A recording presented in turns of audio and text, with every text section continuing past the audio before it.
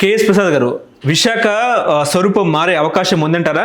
ముఖ్యంగా ఐటీ సిటీగా విశాఖ 500 ఎకరాల్లో గూగుల్ డేటా సెంటర్, అదేవిధంగా 52,000 కోట్ల పెట్టుబడి, 15 ఐటీ దిగ్గజ కంపెనీలు కూడా వచ్చే అవకాశం ఉంది. ఇదంతా కూడా లోకేష్ చాతుర్యం అని కూడా మాట్లాడుతున్నారు.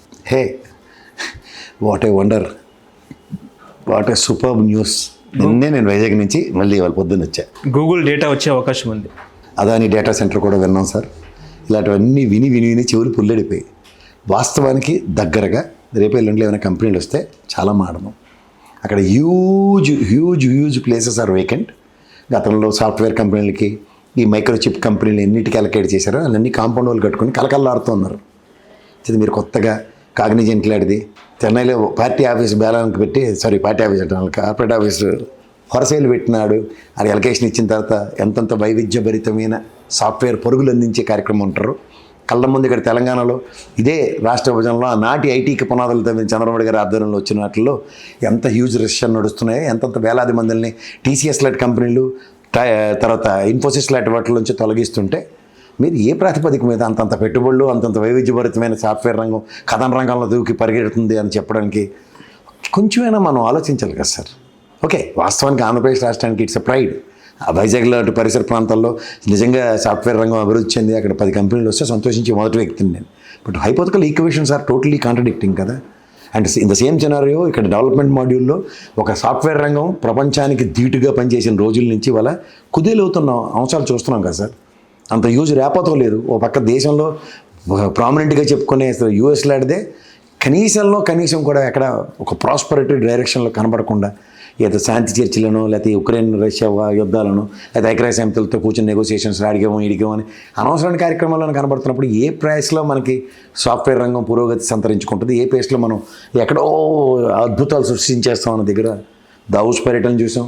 నిన్నగాక మన సింగపూర్ వెళ్ళి ఉట్టి చేతులతో తిని 2 చేతులతో చూసి కూడా ఎక్కడ కొత్త ఒప్పందాలు జరిగాయి, ఎక్కడ రీసెంట్ ప్రాసెస్లో ఈ ఒప్పందాల ప్రాతిపదిక మీద టీసీఎస్ లాంటిది ఇచ్చి 12,000 మందిని Andhra Pradesh local engineering ఇన్స్టిట్యూట్లోనే campus recruitments ఇలాంటివి ఏమైనా చెప్పిన ఉదంతో ఒకటి ఉన్నా సరే we can elevate and we can evaluate it.